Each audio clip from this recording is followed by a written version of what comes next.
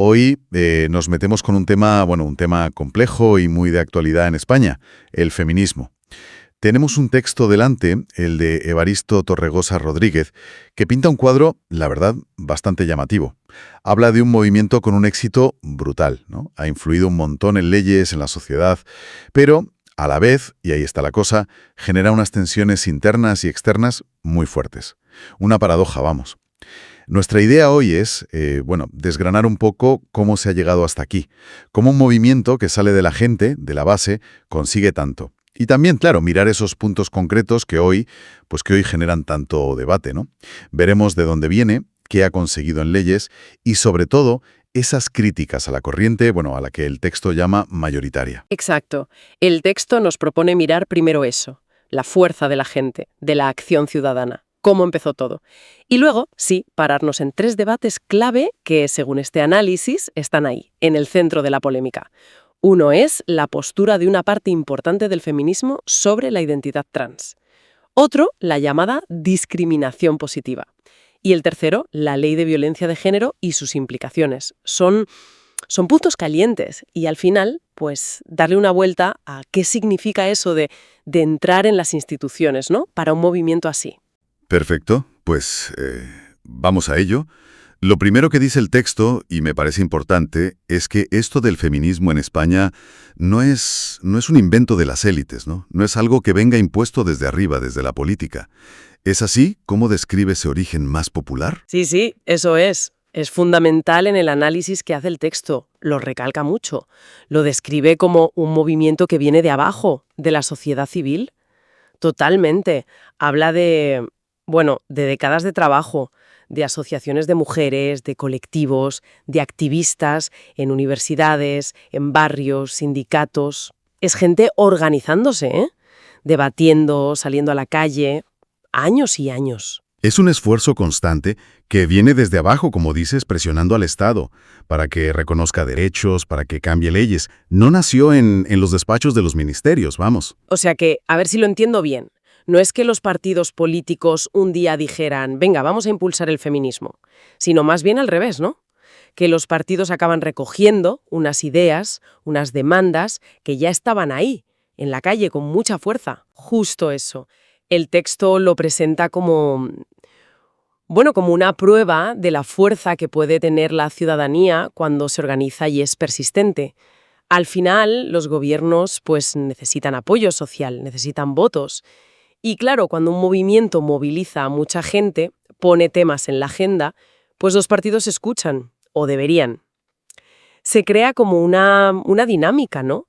La sociedad empuja y el sistema político, a su ritmo, responde, institucionaliza esas demandas. El texto, de hecho, pone ejemplos históricos de esto. Sí, recuerdo que mencionaba momentos clave.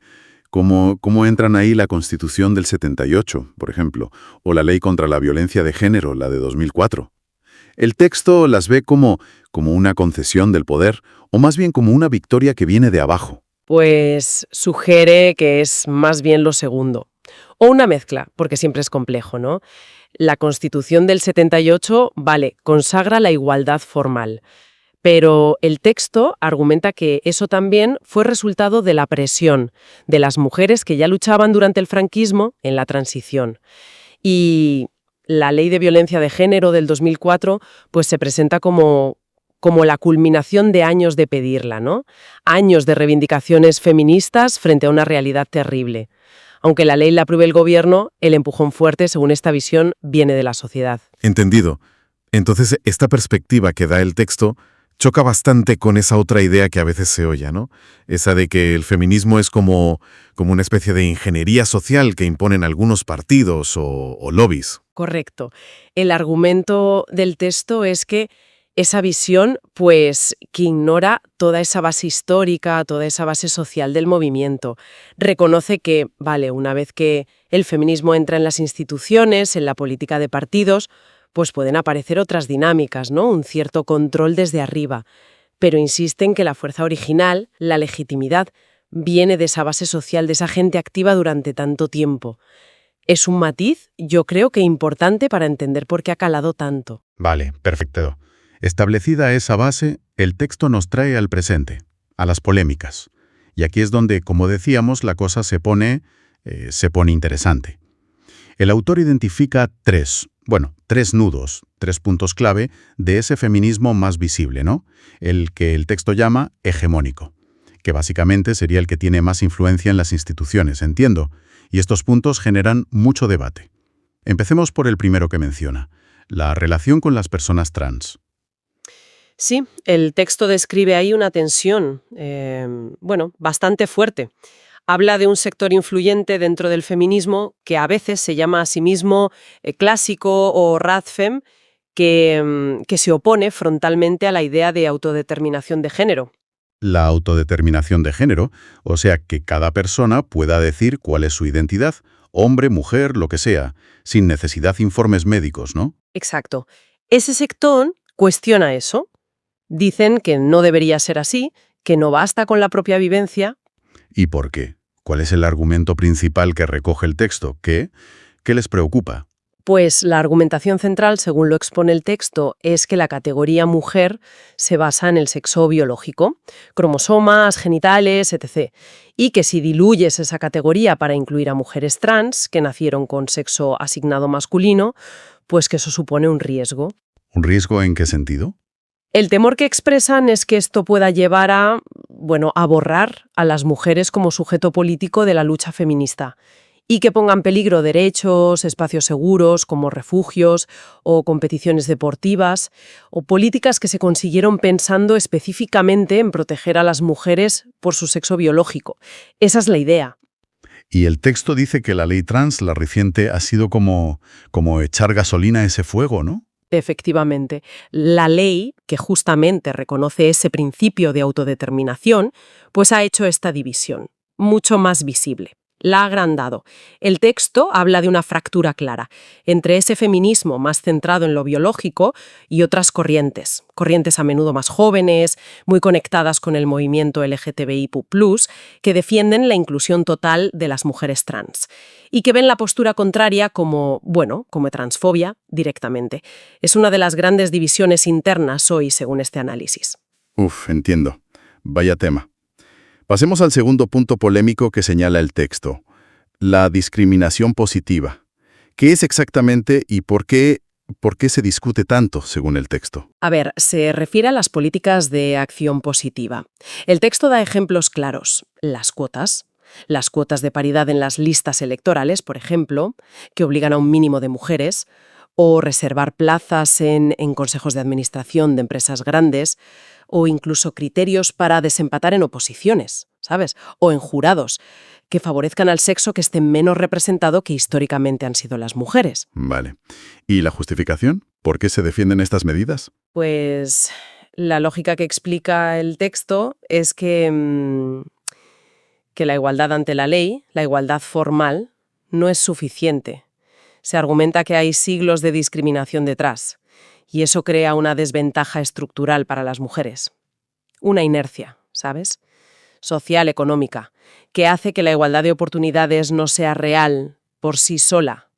Entonces, estas medidas serían como herramientas temporales, se supone, para forzar un poco el equilibrio, para compensar esa desventaja y acelerar que se llegue a una igualdad de verdad, efectiva.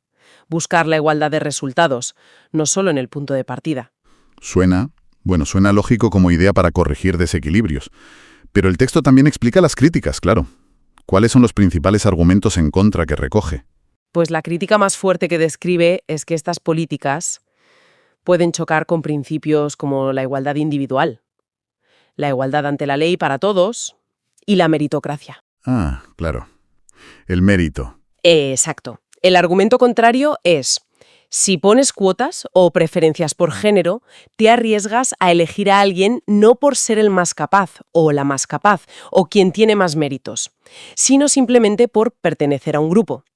Y eso, dicen los críticos, que cita el texto, puede crear injusticias, hombres más preparados que se quedan fuera, por ejemplo. Y también puede generar la percepción de que las mujeres que llegan a ciertos sitios no lo hacen por méritos propios, sino por la cuota. Y eso, al final, podría ser hasta malo para ellas. Es el clásico dilema, ¿no? Entre igualdad de oportunidades estricta o buscar la igualdad de resultados con ayudas. ¿Y qué papel juega el Estado ahí? El texto parece que presenta las dos caras de la moneda. Sí, sí, expone la defensa de la acción positiva como algo necesario para romper techos de cristal, barreras invisibles, y la crítica como una defensa del mérito de cada uno y de la igualdad de tratos sin distinciones. No se mojábamos. Expone la tensión que hay entre esas dos maneras de ver cómo se consigue la igualdad real. Vale. Y llegamos al tercer punto caliente, quizás uno de los que más titulares ha generado. La Ley Orgánica de Medidas de Protección Integral contra la Violencia de Género, la LOVG, de 2004. ¿Cómo la presenta el texto? Pues la sitúa como uno de los grandes logros legislativos del feminismo en España. Un hito. Explica que su base, su idea de fondo, es entender la violencia de hombres contra sus parejas o exparejas mujeres, no como casos aislados, sino como algo estructural, como una manifestación de la desigualdad histórica entre hombres y mujeres, una violencia específica, machista. Y por eso la ley crea juzgados especiales, medidas de protección concretas para las mujeres en esa situación. Fue una ley pionera, sí, con un objetivo muy claro de proteger. Pero el texto le dedica bastante espacio a las críticas que recibe. Y menciona una crítica muy seria, que toca principios legales básicos. Exacto. La crítica más repetida y más de fondo que recoge el texto es la posible vulneración de la presunción de inocencia. Ajá. La polémica está en si la ley, al definir la violencia de género así, hombre agresor, mujer víctima en pareja o expareja, y al poner en marcha procedimientos rápidos para proteger a la presunta víctima, si eso podría crear un desequilibrio en el proceso judicial. ¿Un desequilibrio? ¿En qué sentido? ¿Cómo argumentan los críticos que se vulnera esa presunción de inocencia? El argumento crítico, tal como lo cuenta el texto, es que, en la práctica, al aplicar la ley, la simple denuncia de una mujer puede activar muy rápido medidas de protección, órdenes de alejamiento, incluso detenciones preventivas, y que eso pone al hombre denunciado en una posición de sospechoso por defecto, casi, antes de investigar a fondo. Ya. Se argumenta que esto podría, en la práctica, invertir la carga de la prueba, o sea, que sea el hombre quien tenga que demostrar que es inocente, en lugar de que la acusación demuestre que es culpable. También se critica la llamada asimetría penal, que la misma agresión pueda tener penas diferentes si el agresor es hombre y la víctima mujer, en el contexto de pareja, o al revés. Y el texto va más allá de la teoría, ¿no? Creo que mencionaba un caso concreto para ilustrar todo esto, el de Íñigo Errejón. Sí, lo usa como ejemplo del impacto que puede tener una acusación así, incluso antes de que haya sentencia o algo parecido. ¿Recuerda el caso? Errejón fue acusado públicamente por una expareja de violencia machista. Según cuenta el texto, él lo negó todo, dijo que era falso. Pero, ¿qué pasó? Que la simple acusación, con la repercusión mediática y política enorme que tuvo, pues le hizo un daño tremendo a su imagen, a su carrera. Y esto independientemente de si al final era verdad o no, que en ese momento no se sabía. Es un ejemplo, sí, muy potente, de cómo en un ambiente social tan sensible y con una ley tan específica, la presunción de inocencia puede quedar tocada, no solo en los juzgados, sino sobre todo fuera, en la opinión pública, en la política. El daño a la reputación puede ser, inmediato y brutal. Lo que parece que el texto quiere destacar con este ejemplo es justo esa tensión, que es muy difícil de resolver. Por un lado, la necesidad clarísima de proteger a las víctimas, de una violencia que es real y muy grave. Pero por otro lado, la obligación de proteger derechos fundamentales para todos, como la presunción de inocencia. El caso ilustra cómo leyes que se hacen con buena intención pueden tener efectos secundarios complicados y plantea preguntas difíciles, ¿no? ¿Cómo proteges eficazmente sin cargarte principios básicos del derecho? El texto, la verdad es que deja la pregunta ahí en el aire. Entendido. Entonces, resumiendo un poco esta parte, tenemos un movimiento que consigue cambiar leyes importantes. Pero esas mismas leyes, la ley trans, las cuotas, la LOVG, acaban siendo el centro de la polémica, interna y externa, tocando temas muy sensibles: identidad, igualdad, mérito, derechos fundamentales. ¿Qué nos dice el texto sobre qué significa todo esto? ¿Es el precio a pagar por tener éxito? Podría ser, sí. El texto usa esa expresión, la paradoja de la institucionalización. O sea, cuando un movimiento social, que nace para protestar, que lucha desde fuera, consigue entrar en las instituciones, consigue influir en leyes, manejar dinero público, gana poder, claro que sí. Su capacidad para cambiar las cosas aumenta muchísimo. Pero justo ese proceso le mete en nuevas contradicciones.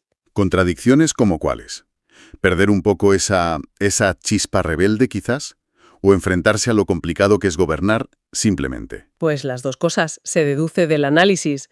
Por un lado, al entrar en el juego del sistema, pues a lo mejor tienes que moderar un poco tus demandas o adaptarte a las reglas políticas. Y eso te puede alejar de tu gente más militante, ¿no? De la base. Y por otro lado, te das de bruces con la realidad, que es que pasar de la idea bonita, igualdad, protección, a una ley concreta es súper complicado. Las leyes tienen efectos que no esperabas, chocan con otros derechos, la gente se resiste. Así que el éxito no es un final feliz y ya está. Es entrar en otra fase. Una fase llena de líos nuevos, de tensiones, las divisiones internas, las críticas de fuera que hemos comentado, serían como síntomas de eso, de lo complejo que es meterse en las instituciones. Entiendo. Es como si, al ganar la batalla por tener influencia, se abrieran otras batallas sobre cómo usar esa influencia y hasta dónde llega. Exactamente. El poder que consigues te obliga a decidir cosas difíciles, a repartir recursos que nunca son suficientes, a negociar, asumir las consecuencias de lo que haces, las buenas y las malas, y eso, claro, genera debates dentro, sobre la estrategia, sobre qué es lo importante, con quién te alias, y también críticas desde fuera, de los que se sienten perjudicados o simplemente no están de acuerdo con lo que haces. El feminismo en España, según este texto, pues estaría justo ahí, en esa encrucijada tan compleja. Muy claro. Pues hagamos un pequeño resumen de lo que hemos visto hoy, siguiendo el texto de Evaristo Torregosa Rodríguez.